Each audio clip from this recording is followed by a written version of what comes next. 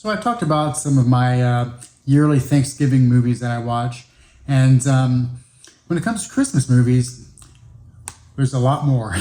There's a lot more that's been made, and I don't watch every single one of them every single year. It just kind of depends on whatever mood I'm in for, but they do range from comedy to horror mostly. Of course, there's 3,000 Hallmark romantic family type of Christmas movies that I don't really watch. But yeah, there is certain. I mean, it's always fun to see a movie that has not only the Christmas spirit to it, but it also has some good visuals to really, especially if you don't live in an area where it snows or something like that. It can help set the mood for the year and things like that. Newer Christmas movies are harder for me to enjoy just because there's been so many classic ones over the years that it's just hard for newer ones to really grab your attention enough to bring it up into the tier of movies that you're willing to purchase and willing to watch quite often, especially against all the other ones. So when it came to a movie that was released, this is 2022, I believe, so it's fairly recent. I watched it and I liked it. I thought it was good. I didn't know at that time exactly how much I thought it was going to be as far as whether it was going to be a Christmas classic or if it was one just I was going to watch and forget about. But it was good enough for me to have it in my mind. And well, it came down to $10 here recently on Amazon, so I decided to go and purchase the 4K because it's only $10. It has some good special features on here, but that's going to be Violent Night. And upon the second time of watching this, I actually liked it a little bit more than the first time. There was the aspects of it that I liked even more this time, and the bits that I was a little bit maybe iffy on. Either I didn't care this time around, or I actually welcomed them and enjoyed them a little bit more. This is a movie that I listened to the commentary on it too, and it was a really a fun commentary because you really got into the mindsets of what it took to make it, and the fun that everyone had while making it, and it just kind of made me appreciate the movie a little bit more. But there's some comedy in there, just a little bit. Mostly it has to do with one of my favorite scenes, and even someone on the commentary mentioned that it was their favorite scene as well.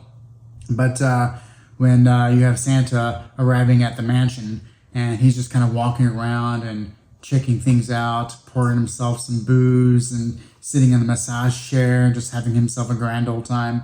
I like when movies can have scenes where it's not doing much other than just putting you in the place of a character and just letting you enjoy things like they're enjoying in the scene. But the Santa Claus in this, he does some comical things here and there, just the way he acts. But really, it's more of straight up action, not so much horror really whatsoever. So it's one of those few Christmas action movies.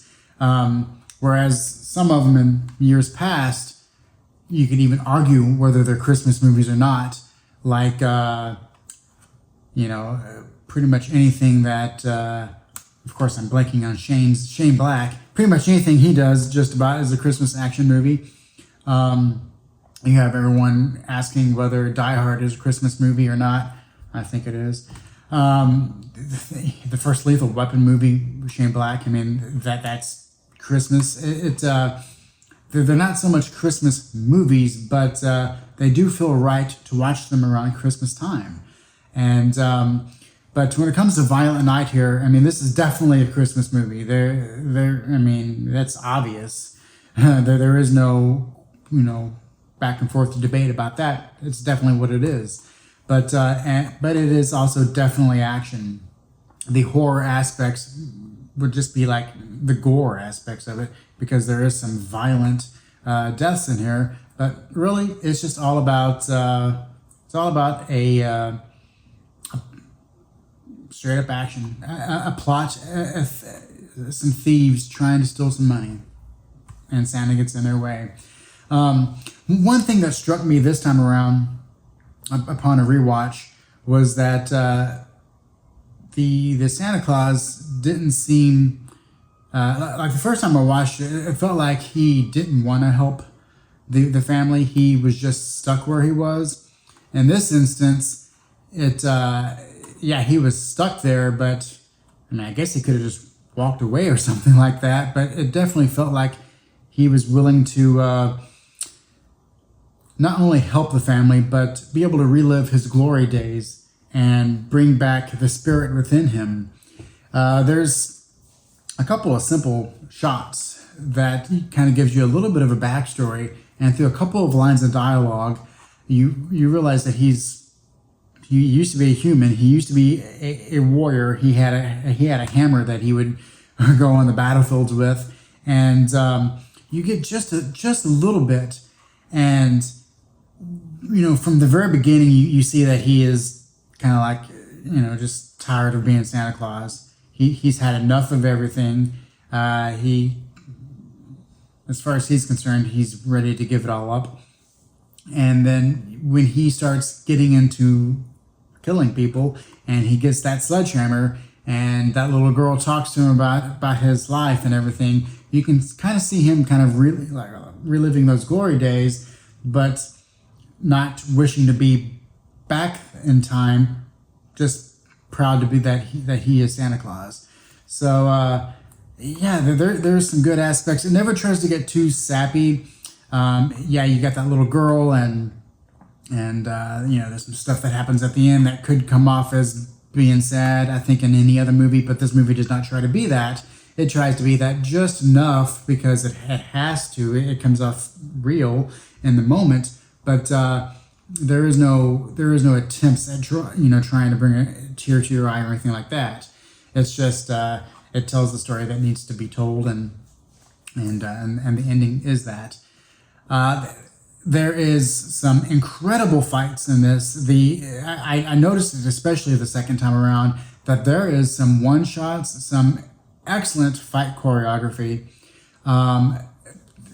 Stunts is great. The CGI is used, and it's seamless because there's very little of it, but it's never that apparent. I mean, you can tell that it's a lower budgeted film, being that it's kind of like more of one place, one setting for the most part, but it never feels gimmicky or cheap or anything like that.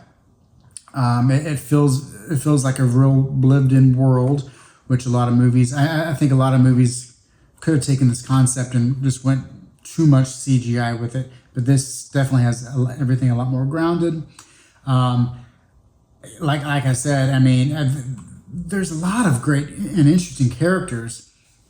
You have Beverly D'Angelo, who is she's the funniest person in the movie. She delivers some really hilarious lines, but there's a lot of characters that have their own feel to them.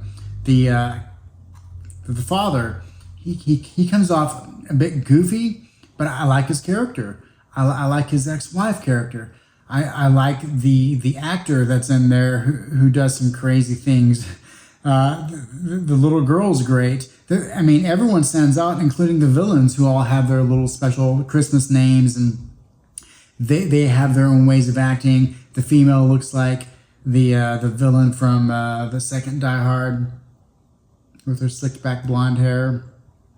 You have, I mean, there's just a lot of things to like, and if you've seen this and you thought it was just okay or not very good, I urge to check it out again, especially with the action scenes.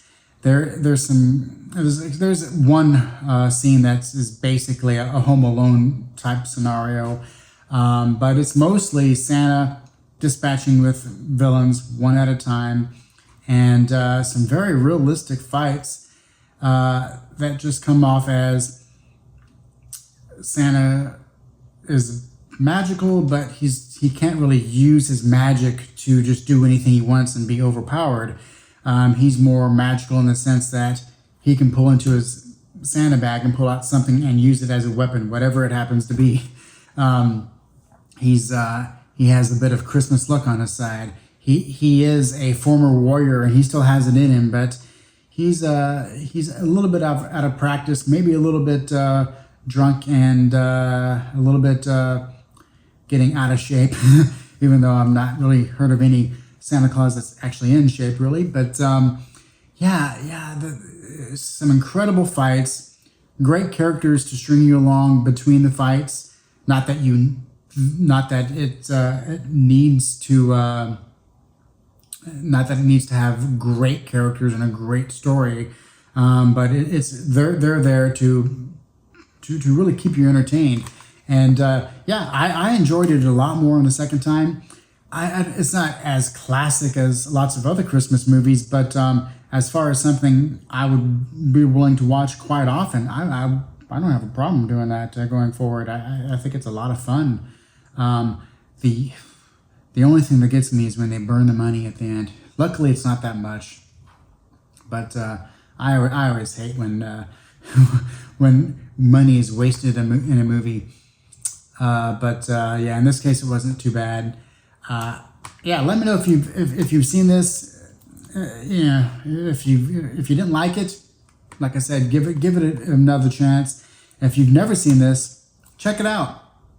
It's probably a little bit better than what you might be thinking about it. I think it's as far as what I remember, it kind of came and went to the box office. It was popular enough that it made some decent money. It definitely made enough money that if they wanted to make they can make a prequel to flesh out his backstory if they wanted to. I think it definitely made enough that they could explore another movie, whether it be a prequel or a sequel somehow. But it was nothing that I think was hugely popular. I don't think it was one of those movies that gained a reputation for being something that was, that people had to go see. But if you like violent action, Violent Night is your ticket there, especially since it is definitely a Christmas movie. It has Christmas lights, Christmas snow. He's a real Santa Claus. He's not just some mall Santa or anything like that. There's some comedy here and there, just enough to kind of know that you're in for a movie that you're supposed to have fun with. I had a lot of fun with this, and let me know if you did too, and I will catch you on the next one.